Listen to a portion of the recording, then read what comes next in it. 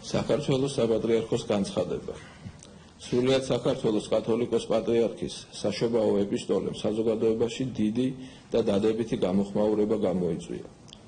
ერთი ნაწილი კი გააღიზიანა იმ ადგილმა, სადაც სუროგად დედებზე და ხელოვნურ განაყოფიერებაზეა საუბარი. ზოგიერთმა ისიც კი ჩათვალა, თითქოს ეკლესია ასეთი მეთოდით დაბადებულ ბავშვებს უპირისპირდება, რაც სრული აბსურდია. პირიქით, ამ პატარებს ეკლესიისაგან მეტი სითბო, სიყვარული და დალოცვა ჭირდებათ. ამიტომაც არის, რომ ასეთი ბავშვები პატრიარქის ნათლულებიც არიან და ამაში გასაკვირი არაფერია.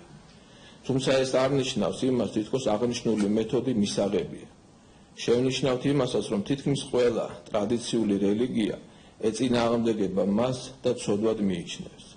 კათოლიკოს პატრიარქიც და სასულიერო პირებიც ვალდებულნი არიან აღნიშნული შესახებ გააფრთხილონ მრევლი და საერთოდ საზოგადოება.